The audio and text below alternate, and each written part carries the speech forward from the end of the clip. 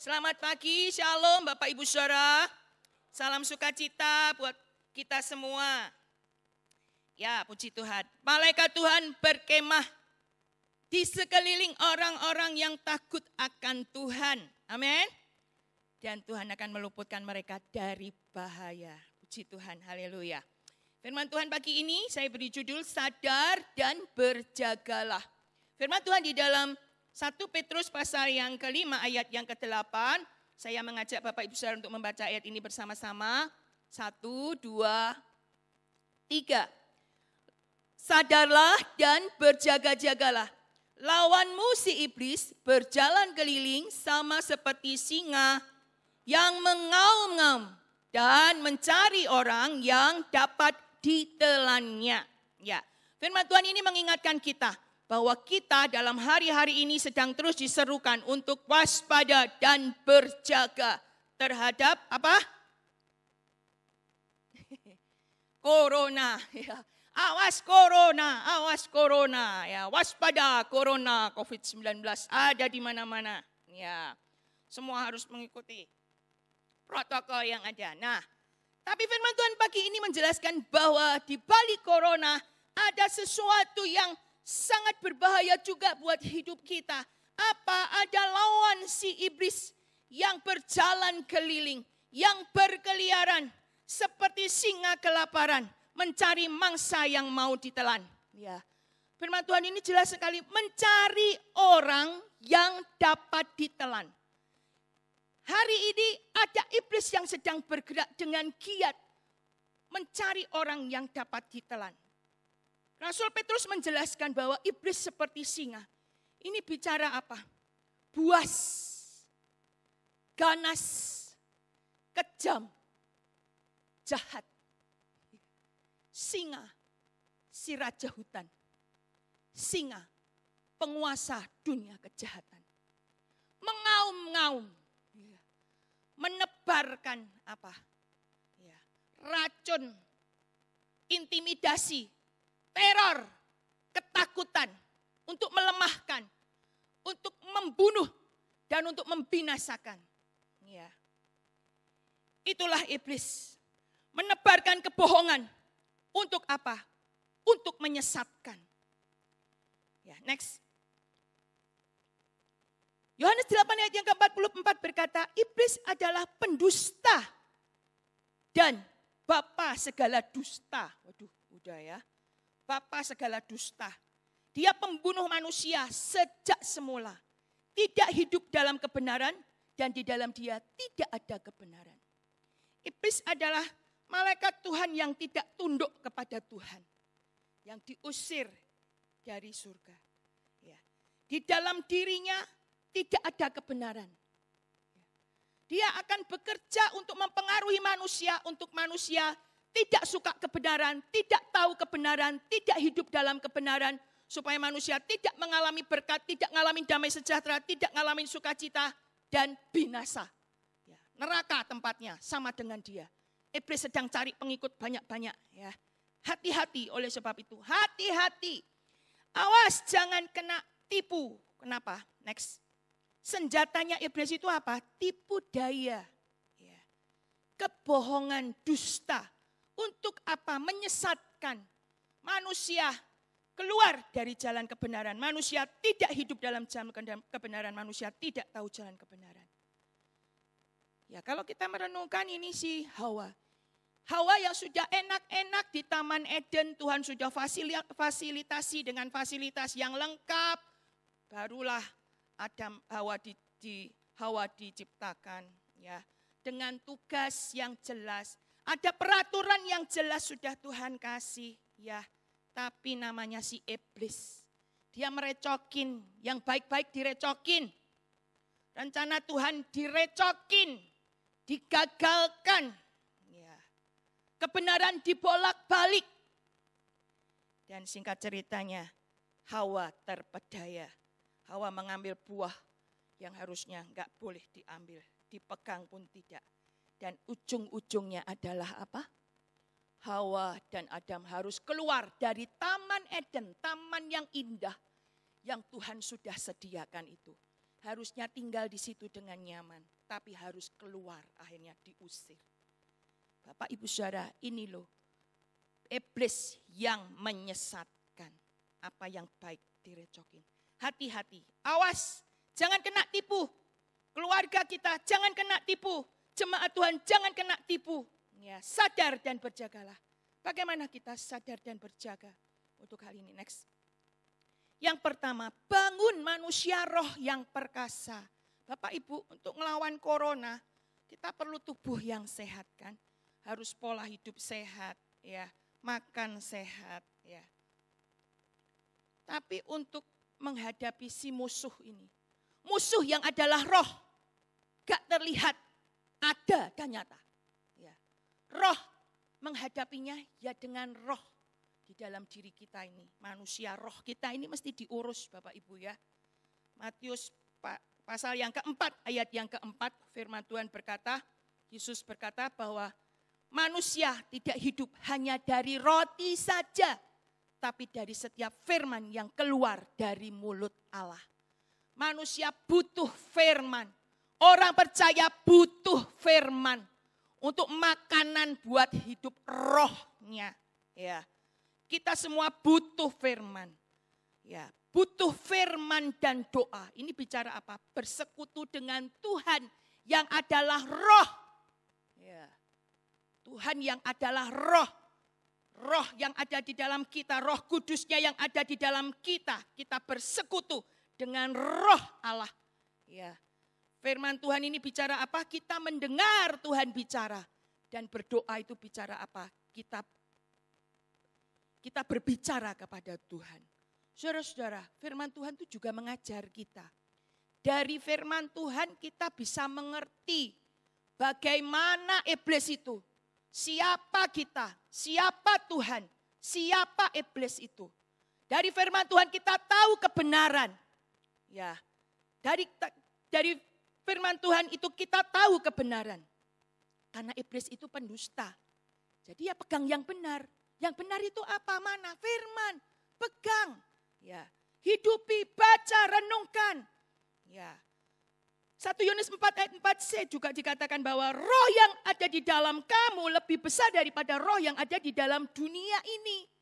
Ini menunjukkan roh Tuhan yang ada di dalam kita ini lebih besar dari rohnya iblis. Amin.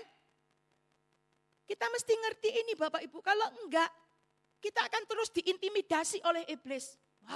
Ya. Tahu ayat ini enggak jadi kuat malah jadi pada takut ya. Tapi firman Tuhan berkata roh yang ada di dalam kita lebih besar dari roh yang ada di dunia ini.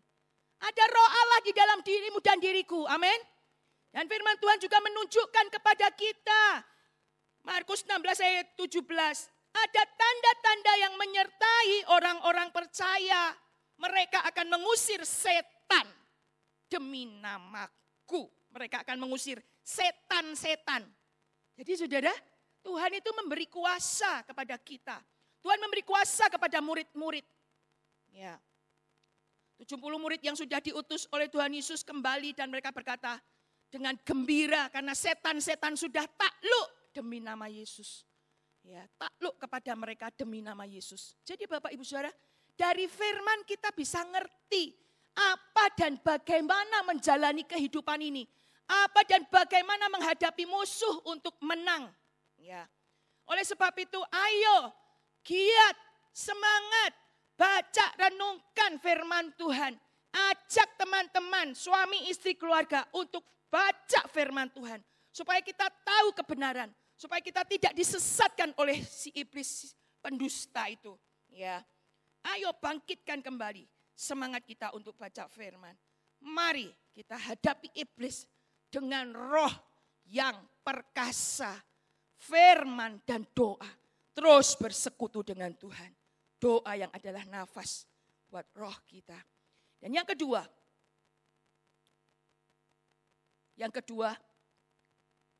Efesus 4 ayat yang ke-27. Kita baca bersama. 2, 3. Jangan beri kesempatan kepada iblis. Ya. Jangan beri kesempatan kepada iblis. Sadar dan berjaga. Ada iblis yang berkeliling, menipu, membohongi, menteror. Jangan beri kesempatan kepadanya. 2 Korintus 2 ayat yang ke-11 dikatakan, supaya iblis jangan beroleh keuntungan atas kita, sebab kita tahu maksudnya. Bapak Ibu, kita perlu tahu sepak terjangnya iblis itu ujung-ujungnya apa. Ya, dia mencuri, membunuh, dan ujung-ujungnya membinasakan. Semanis apapun daya tariknya, godaannya, ujung-ujungnya, niatnya adalah busuk, jahat. Dan ujung-ujungnya adalah menghancurkan, membinasakan, menghancurkan pernikahan, menghancurkan pelayanan, menghancurkan iman percaya pengiringan kita kepada Tuhan. Itu ya, itu maksudnya iblis itu ujung-ujungnya ke sana. Next. Ya, kalau kita ingat ini, seorang murid Yesus yang bersama Yesus, ketemu Yesus, ya melayani bersama Yesus, ya makan bersama Yesus, tapi ujung-ujungnya ini jadi pengkhianat. Dan ujung-ujungnya apa? Mati gantung diri, bunuh diri. Nah, ironis kan? Tragis kan? Murid Yesus, ketemu Yesus, bergaul dengan Yesus, lihat Yesus lakukan mujizat. Tapi matinya bunuh diri. Ya. Semua itu berawal dari apa Bapak Ibu? Next. Dari sebuah bisikan. Firman Tuhan ini menjelaskan, masuklah iblis ke dalam Yudas. Berarti ini ada celahnya ya. Mereka sedang makan, iblis membisikkan. Nah, iblis membisikkan. Set, gitu ya. Muncul niat. Ya, membisikkan rencana dalam hati. Set. Ya. Khianati itu gurumu. Ya. Ternyata diresponi benar-benar.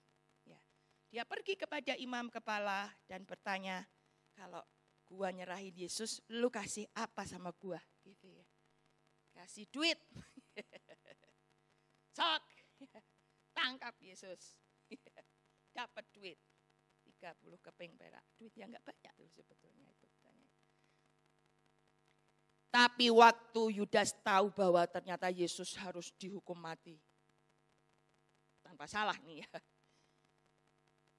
Yudas menyesal, Yudas mengembalikan uang itu, tapi si imam gak mau terima dan uang itu dilempar ke bait suci dan dia pergi gantung diri.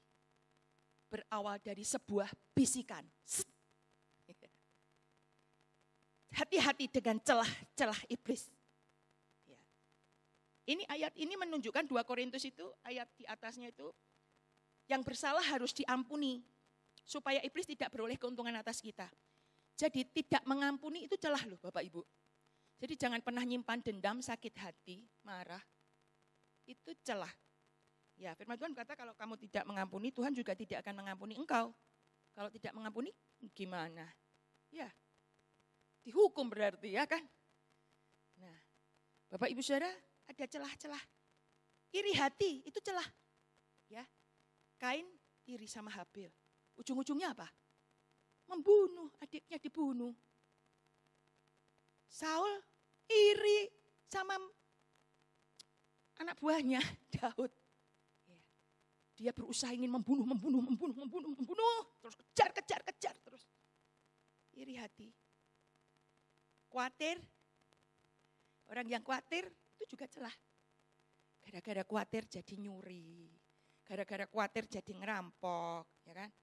Suami istri juga jangan pernah sakit hati. Kalau sakit hati celahnya apa? Ya, ada pil, ada will, ada selingkuh, ada perceraian. Ya, ujung-ujungnya mati bunuh diri. Ya kan? Ninggalin Tuhan Yesus. Aduh.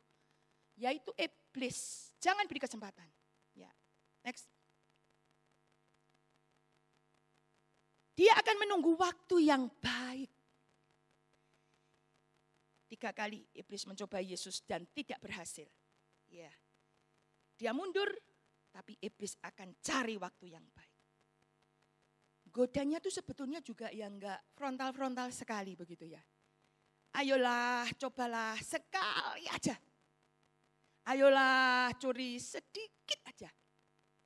Ayolah colek sedikit aja. sekali.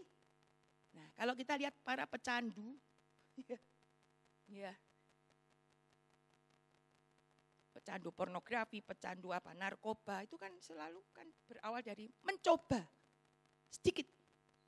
Tapi iblis tidak bisa dikasih kesempatan. Sekali dikasih kesempatan, dia akan minta 2 kali, 3 kali, dan terus itu seperti belenggu dalam kehidupan kita.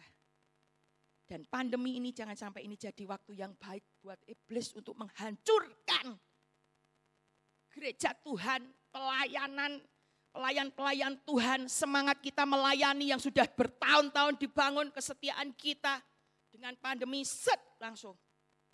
Enggak ibadah lagi, enggak tahu kemana. Ya. Boro-boro online, ya. Boro-boro onsite. Bapak Ibu Saudara, iblis selalu menggoda dari yang kecil. Jangan beri kesempatan sekalipun juga. Sedikit pun juga. Ini bicara apa? Strict, ketat, disiplin, tertib. Tetap hidup dalam kekudusan, tetap hidup dalam kebenaran, tetap hidup dalam kesetiaan.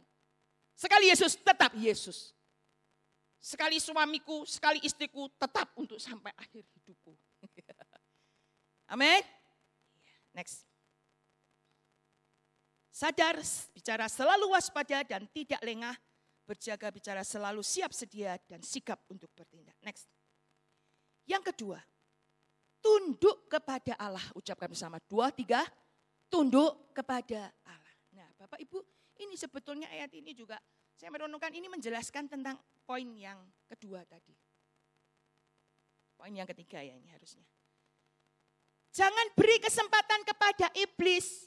Kalau tidak beri kesempatan kepada iblis, berarti kan jangan tunduk kepada iblis. Kalau enggak tunduk sama iblis berarti apa? Tunduk kepada Tuhan. Firman Tuhan Yakobus 4 ayat yang ke-7 katakan, karena itu tunduklah kepada Allah dan lawanlah iblis. Maka ia akan lari daripadamu. Kalau mau ngelawan iblis, ya jangan pro dengan iblis kan. Kalau mau ngelawan iblis, ya kita harus pro-nya ke Tuhan. Masa sama teman sendiri mau lawan-lawanan, kan gak bisa. Jadi tunduk kepada Allah, baru lawan iblis, maka ia akan lari daripadamu. Tunduk kepada Allah, ini bicara apa saudara?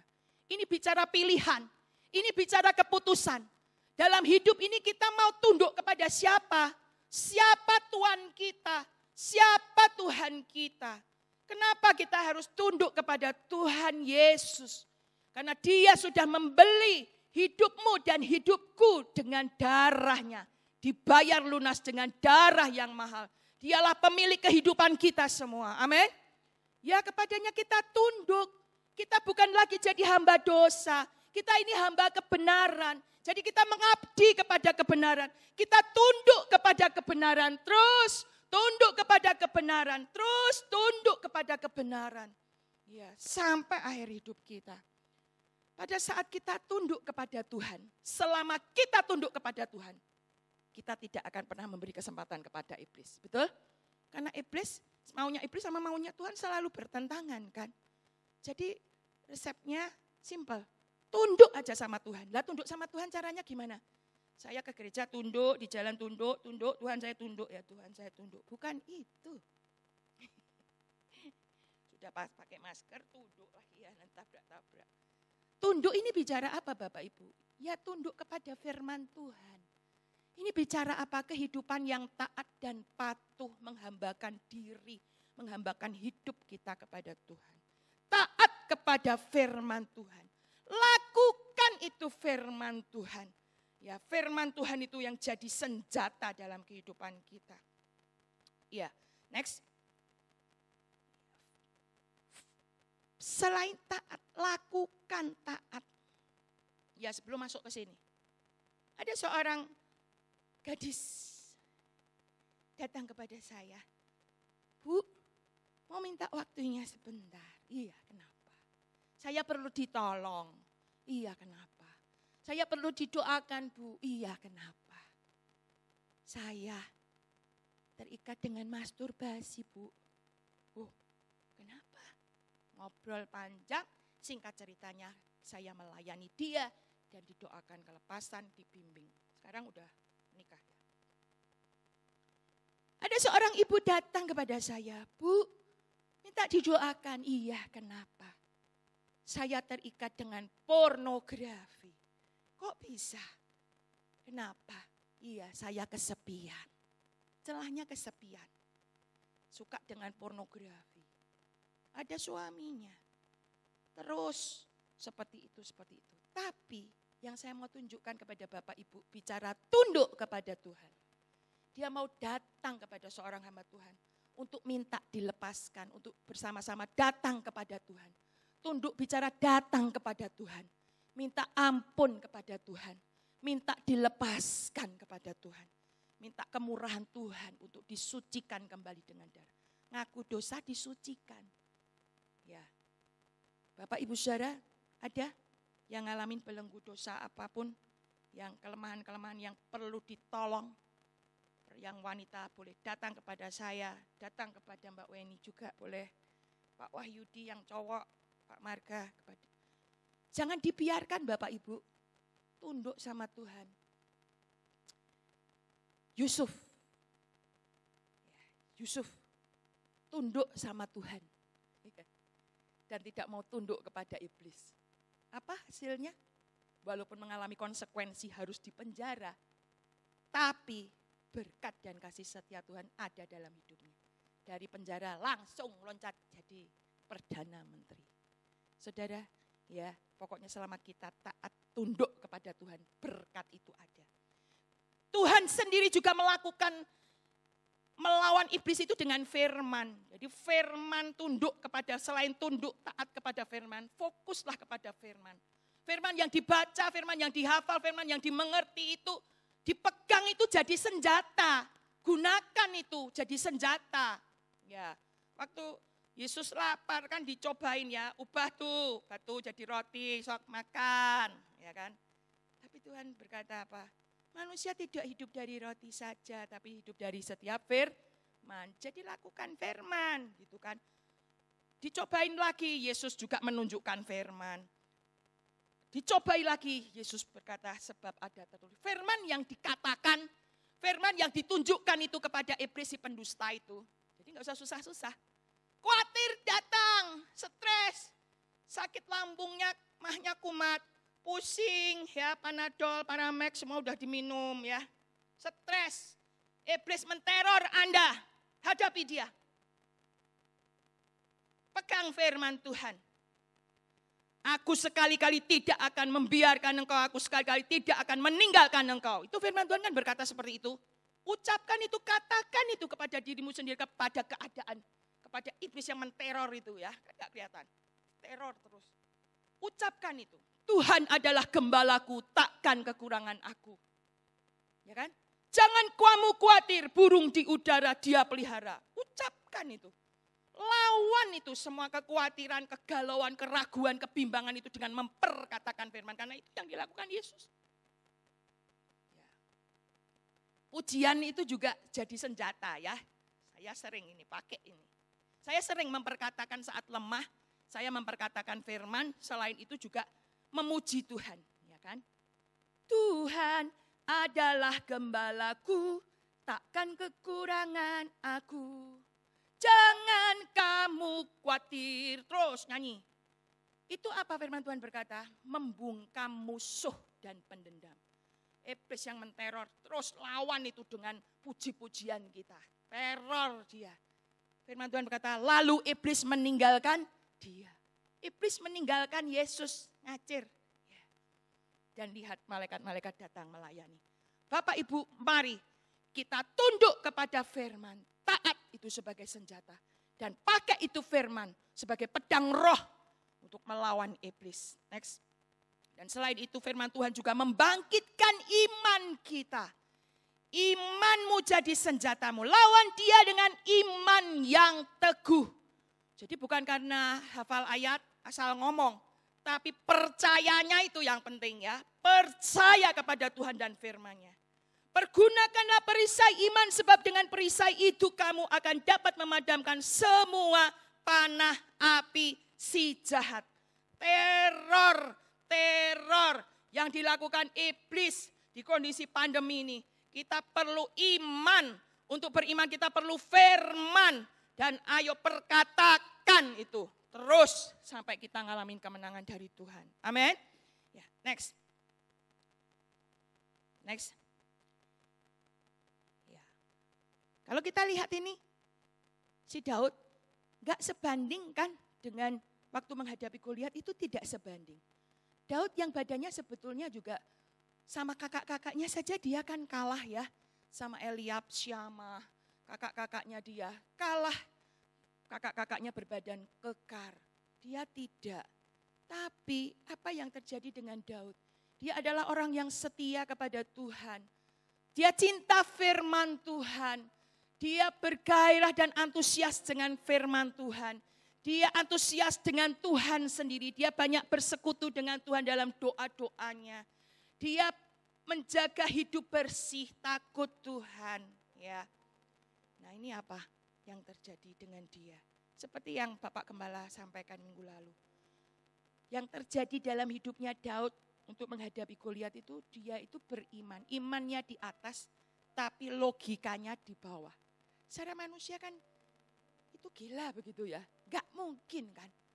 Tapi firman yang dihidupi itu membangkitkan iman yang luar biasa. Dan singkat ceritanya apa? Daud berhasil mengalahkan Goliat raksasa yang hebat itu. Bapak Ibu, untuk menghadapi Goliat-Goliat dalam kehidupan kita, ayo bangun hidup kita, manusia roh kita, untuk kita berjalan bersama Tuhan, menghadapi semua dan mengalami kemenangan. Next. Yang ketiga, berdoa.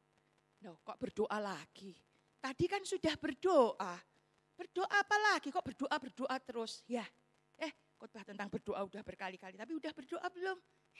Suka berdoa enggak? Ngalamin berkatnya doa, ngalamin sukacitanya berdoa enggak? Sampai kita ngalamin sukacitanya berdoa ya. Tapi iblis akan kaburkan itu. Kebenaran itu iblis akan kaburkan. Sehingga banyak anak-anak Tuhan enggak suka doa. Padahal berkat dan kuasanya luar biasa. Tapi ini firman Tuhan ini Matius 26 ayat 41. Ini Yesus berkata kepada murid-muridnya waktu Yesus ada di Taman Getsemani. Berjaga-jagalah dan berdoalah supaya kamu jangan jatuh ke dalam pencobaan. Roh memang penurut tetapi daging lemah. Bapak Ibu, jangan pernah meremehkan yang namanya doa. Kalau hari ini engkau dan saya hidup dalam berkat Tuhan. Hidup dalam sukacita, hidup dalam damai sejahtera, nama kita tercatat di surga. Itu semua karena kemenangan yang sudah Yesus raih. Kemenangan dari mana? Yesus menang dari pergumulannya. Pergumulan di mana? Di Taman Getsemani. Ya, untuk apa? Meminum cawan murka Allah. Untuk nanggung dosa semua manusia di dunia ini. Dia harus mati menggantikan kita semua. Itu tidak mudah. Yesus ngalamin pergumulan yang berat. Kalau boleh lalu, biarlah ini berlalu. Cawan ini ya Bapa. Tapi kalau enggak, biarlah kehendakmu yang jadi. Yesus berdoa sampai 3 kali. Dan singkat ceritanya apa? Dari pergumulan itu dia menang itu karena apa Bapak Ibu? Yesus mau menyerahkan dirinya untuk mati di atas kayu salib. Karena apa? Karena doa. Dari doa, Yesus itu mampu untuk menjalani, dapat kekuatan untuk melakukan kehendak Bapa. Jadi Bapak Ibu, doa itu jadi kekuatan. Kekuatan untuk apa? Ini dalam hal ini doanya itu kan bukan doa yang sekedar doa minta berkat, lindungilah kami ya Tuhan, corona jangan mampir ke rumah saya, corona jangan mampir ke hidung saya, ke mulut saya kan. Kita berdoanya, ini berdoa, bicara berdoa untuk sebuah ketaatan. Ini bicara apa saudara? Iblis jangan beroleh keuntungan atas kita, berarti apa? Jangan sampai kita ini taat sama iblis. Kita harus taat kepada Tuhan. Yesus harus taat kepada Bapa. Iblis jangan sampai sorak-sorai. Harus bayar harga. Ketaatan itu perlu pengorbanan. Harus bayar harga. Ini apa? Penderitaan. Yesus harus menderita untuk sebuah ketaatan. Dia berdoa untuk itu. Nah, kalau Yesus enggak berdoa, Yesus tidak menang dalam pergumulan, saudara, kita itu akan terhukum semua dalam api neraka. Jadi Bapak Ibu, betapa sebuah doa membawa seseorang itu menang untuk taat kepada Tuhan dan iblis tidak beruntung. Amin. Ada rencana-rencana Tuhan dalam hidup pernikahanmu. Ada rencana besar dari Tuhan untuk hidup keluargamu, untuk hidup bisnismu, untuk hidup gereja Tuhan di tempat ini. Dan untuk itu perlu pelayan-pelayan yang taat, perlu jemaat yang taat. Dan untuk taat butuh sangkal diri, pikul salib, harus mau menderita. Lah untuk itu butuh kekuatan. Kalau enggak saudara, siapa? Iblis lagi yang senang. Iblis yang beruntung atas kita. Iblis yang beruntung atas kita. Oleh sebab itu biarlah anugerah Tuhan mencerahkan kepada kita untuk hal ini. Ya. Next. Lukas 21 ayat 36. Berjaga-jagalah senantiasa sambil berdoa supaya kamu beroleh kekuatan untuk luput dari semua yang akan terjadi. Dan supaya kamu tahan berdiri di hadapan anak manusia. Berjaga, sadar ada iblis, siaga ya, dengan senjata kebenaran ya. Pedang roh dengan iman menjadi perisai. Tapi doa itu jadi kekuatan buat kita. Doamu adalah kekuatanmu. Ayo bangun lebih lagi untuk intensitas jam-jam doa kita. Berdoa setiap waktu. Ini bicara apa? Doa itu jadi nafas rohani bagi kita. Next. Yang terakhir, ini yang kelima. Bersekutu bersama untuk berjaga-jaga dari musuh. Kita perlu bersekutu bersama Bapak Ibu. Ya, Yesus Tuhan berkata, firman Tuhan berkata, aku gembala, engkau domba. Dan salah satu ciri domba adalah apa? Hidupnya bergerombol. Domba hidupnya bergerombol untuk menghindari mangsa, ya mungkin salah satunya ya. Dan Yesus juga berkata, aku pokok anggur, engkau ranting-rantingnya. Nah, kita ini ranting-ranting anggur, pokoknya satu, rantingnya banyak, terjalin terlilin dengan indahnya. Ini bicara apa? Persekutuan. Firman Tuhan juga berkata, gereja adalah tubuh Kristus. Kamu adalah anggota-anggotanya. Tubuh ini terdiri dari banyak anggota Bapak Ibu. Ya, yang tidak terpisah-pisah. Semua terjalin. Ayo jangan pernah menyendiri. Awas ada iblis, kita perlu bergandeng tangan. Saling mengingatkan, saling mendorong, saling mendoakan, saling menasehati. Ya. Janganlah kita menjauhkan diri dari pertemuan-pertemuan ibadah kita. Seperti yang dibiasakan oleh beberapa orang. Tetapi marilah kita saling mengasihi dan semakin giat melakukannya menjelang hari Tuhan yang mendekat. Pertemuan itu perlu. Aduh, nah sekarang ini kan COVID ya. Lagi ada corona. Kan kita harus social distancing. Kita boleh ibadah raya oke. Tapi persekutuan-persekutuan sekarang ya komsel sekarang dilakukan secara online. Ayo ikut. Ayo sempatkan waktu. Ya untuk kita bisa bertemu bersama. Bersekutu bersama untuk saling. Ya karena bagaimanapun juga kan berbeda tuh Bapak Ibu. Ibadah di rumah pakai YouTube sama onsite di sini. Ya, seger yang mana? Bisa lihat saling teman-teman untuk gairah memuji Tuhan, menyembah Tuhan. Kalau di rumah ya nyanyi-nyanyi sendiri. Ya Tuhan tetap ada, Tuhan hadir.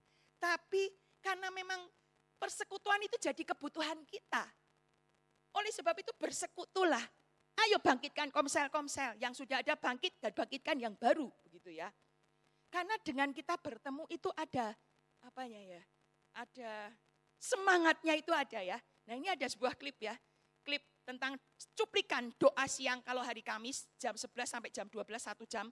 Ayo Bapak Ibu saya mengajak. Ini promo nih ya. Ayo itu bersekutu bersama, kita bisa lihat mukanya Ciwawa ya kan. Mukanya siapa ini pemimpinnya ini. Siapa ini? Francisca. Mereka pada sungguh-sungguh walaupun di rumah masing-masing. Persekutuannya terbangun. Ya Bapak Ibu indah sekali. Bisa ditayangkan sebentar ya. Semoga ini menginspirasi dan membangkitkan gairah kita untuk bersekutu bersama di tengah-tengah kondisi pandemi.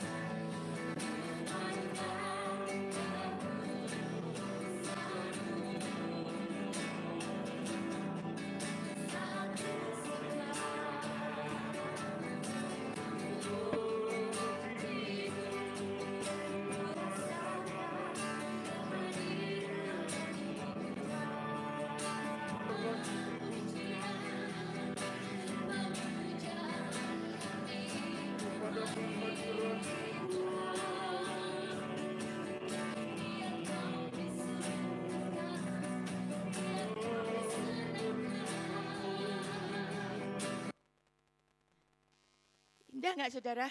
Indah ya. Ayo besok Kamis gabung ya. Cuman 1 jam. Tapi aduh kalau sudah selesai doa itu sukacitanya kita bisa nyembah bareng-bareng. Padahal nggak ketemu di sini. Ketemunya di udara pakai Zoom. Download aplikasi Zoom. Linknya dikasih. Nanti tinggal disentuh tulisan birunya itu. Set. Nah, kita udah bisa ketemu itu jam 10.45 sudah bisa ketemu. Kita nyembah Tuhan bersama-sama. Tidak hanya itu, ayo ketemu rapat, meeting, komsel. Ketemu, bersekutu bersama. Saling jaga, saling mengingatkan. Untuk kita bergandeng tangan, sadar dan berjaga. Untuk kita terhindar dari tipuan si jahat, si iblis itu. Dan kita berhasil menggenapi rencana Tuhan dalam hidup kita bersama-sama. Dalam hidup pernikahan, dalam hidup keluarga kita. Amin untuk firman.